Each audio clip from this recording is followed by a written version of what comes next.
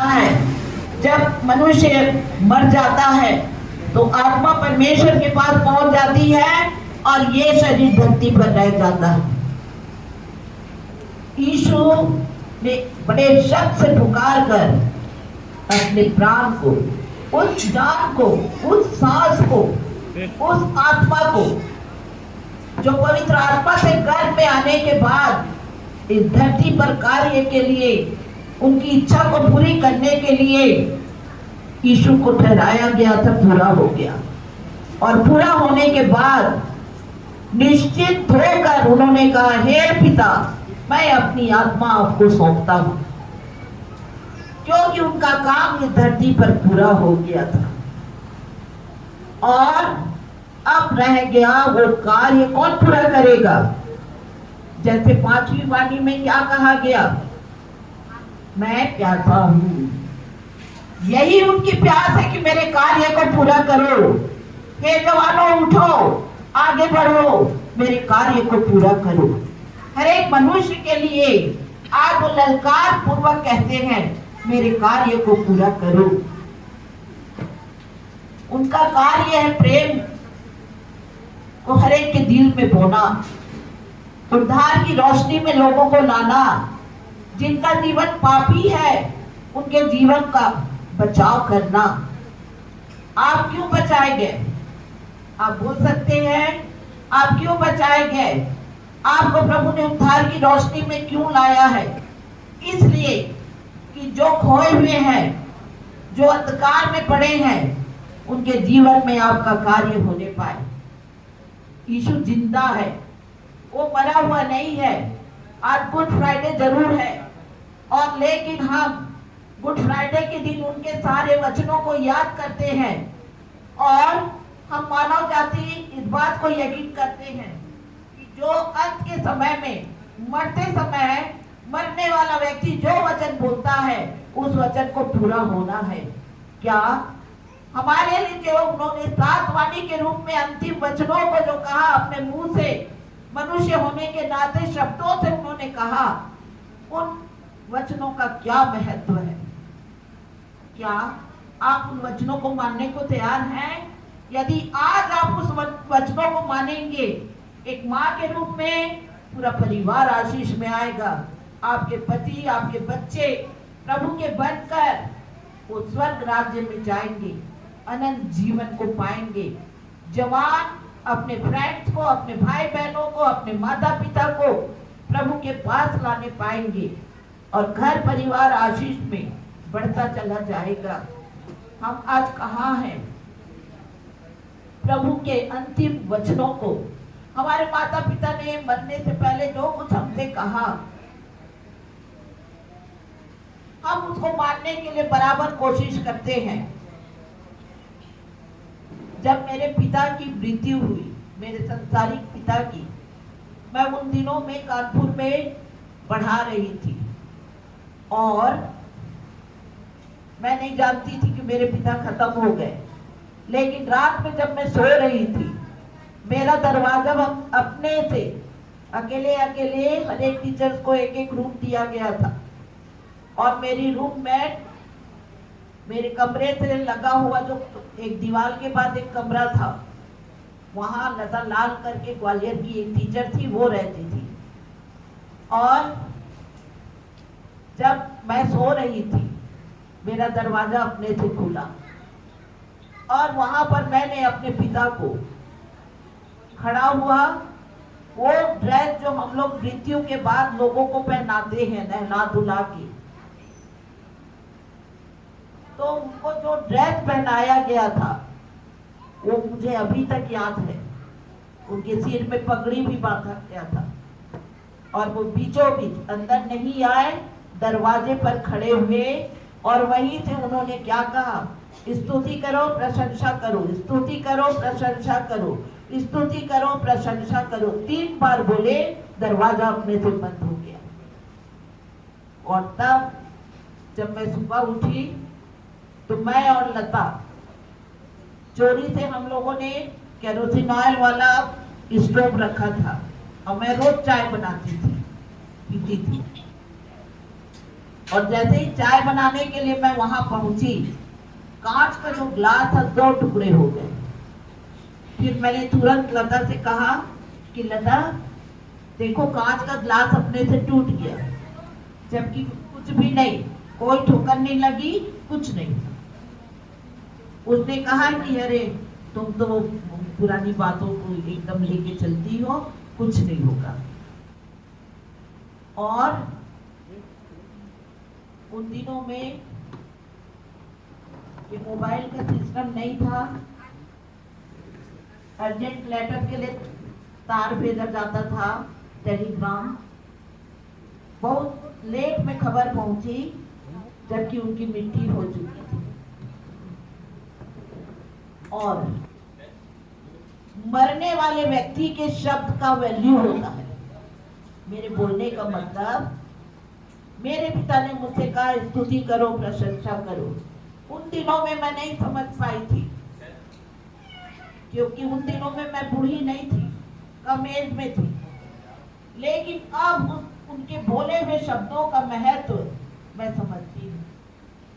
और इसीलिए हर स्थिति में हम याकूब की किताब के अपने जीवते परमेश्वर को पुकारना है, अपने जीवते परमेश्वर की बनकर रहना है, अपने जीवते परमेश्वर में अपने आप को हमें समर्पित करना है। आज यीशु ने 7 वचन कहा।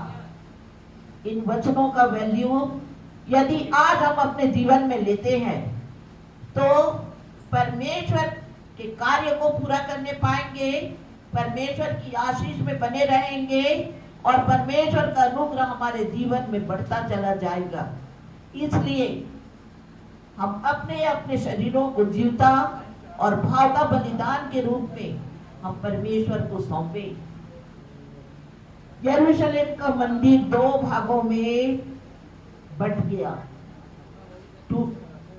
वहां दीवार क्रैक हो गया, टूट गया। इसका मतलब याजक महायाजक की आज जरूरत नहीं है, डायरेक्ट कनेक्शन हमारा परमेश्वर के साथ हो गया। आप जो कुछ विश्वास से उससे मांगेंगे, प्रभु आपकी सुनेंगे। अब कोई बंधन नहीं, यीशु को लेने के लिए उसका लहू, उसका नाम काफी है। और आपका कनेक्शन प्रभु के साथ होना जरूरी है। हमारा प्रभु जैसे ही सलीब पर अपना प्राण त्यागा, भूल डोल हुआ, कब्रें हिल गईं, लोग कब्र में से निकल निकल के अपने अपने लोगों को दिखाई दिए,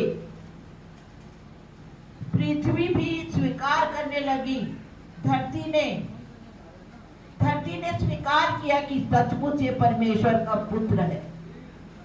परमेश्वर की सामर्थ्य ने उस समय कार्य किया, सारे संसार के लोगों का पाप उठाने वाले को की गवाही देने के लिए सृष्टि ने भी परमेश्वर की ताकत को दिखाया। हमारा प्रभु हमारे लिए उद्धार बनने के लिए, हमको अंधकार से ज्योति में लाने के लिए, हमारे मन फिराने से तुरंत स्वर्ग का राज्य को हमारे लिए खोलने के लिए, जैसे डाकू से कहा तू आज इस स्वर्ग मेरे साथ स्वर्ग लोक में होगा। हमारे लिए एक एश्योरेंस है, हमारे लिए एश्योरेंस है कि जब भी हम प्रभु को पुकारेंगे, प्रभु हमारे लिए सब कुछ पूरा करेंगे। आज उस प्रभु ने हमारे लिए सब कुछ पूरा कर दिया। आज उन्होंने अपना प्राण परमेश्वर के हाथ में सौंपा और इस धरती पर अब वो नहीं है। वो आत्मा के रूप में हर एक के जीवन में रहते हैं और जितने उन्हें उसे ग्रहण किया, उसको उन्होंने परमेश्वर के संतान होने का अधिकार दिया। जिस दिन से आपने मैंने प्रभु को स्वीकारा, उसी दिन से पवित्र आत्मा मेरा और आपका स्वामी बन गया। और वो पवित्र आत्मा कौन है? परमेश्वर की आत्मा। और उस आत्मा में बढ़ना, उस आत्मा में आगे बढ़ना हम कब पूरा करते हैं? जब हम प्रभु के हाथों में अपने आप को सौंप कर आगे आगे आगे आगे और अपना जीवन उसके भय में बिताते हैं। प्रभु को महिमा मिले। हमारा प्रभु जीवित है। उन्होंने सलीब पर ये 7 वचन बोलकर हम सबको चिताया।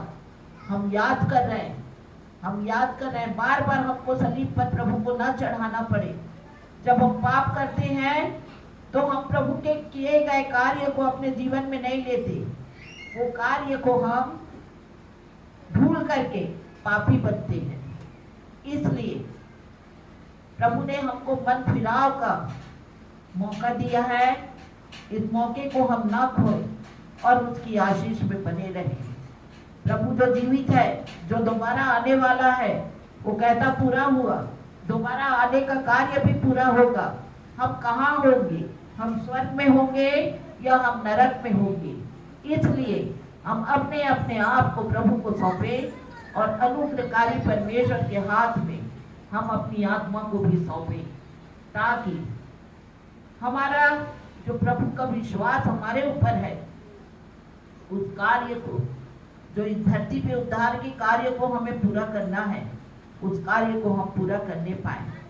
माता पिता की मृत्यु के बाद उनके बाल बच्चे उनके सारे कार्य को करते हैं और पूरा करते हैं। प्रभु ने भी हमें जो कार्य सौंपा, अब वो शरीर में इस जगह पर कार्य नहीं करेंगे धरती पर, वो आत्मा के रूप में कार्य करते हैं। चंगाई चाहिए, चंगाई देते हैं, आवश्यकता की पूर्ति करते हैं, हमारे दिलों को बदलने का कार्य करते हैं, हमारी सहायता करते हैं, मन में दुख है शांति को देते हैं। सब कुछ वो हमारे लिए पूरा करते हैं। आज 7 वचन बोलकर कहा है, हे पिता इन्हें क्षमा करो, क्योंकि ये नहीं जानते कि क्या कर रहे हैं। जो दोषी है, पाप में है, जब मन फिराते हैं तो प्रभु क्या कहते हैं? तू आज ही मेरे साथ स्वर्ग लोक में होगा। जो आत्मिकता में भरे हुए लोग होते हैं, वो संसार में निराशा में ना पड़े। उनकी सुधि लेने के लिए संसारिक बच्चे उनका साथ नहीं देते हैं। आत्मिक बेटा और बेटी को वो जन्माते हैं आत्मा में, और अपने अपने लोगों का की चिंता करने के लिए उन लोगों को तैयार करते हैं। और इसीलिए उन्होंने कहा, देखे तेरी नारी, देखे तेरा पुत्र है, और उस चेले से कहा ये तेरी माता है। और जब हमारे अंदर परेशानियां होती हैं, ऐसा लगता है कि परमेश्वर ने मुझे दिया, तो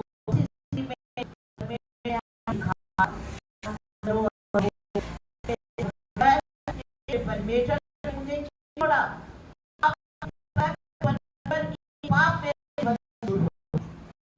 पाप से परमेश्वर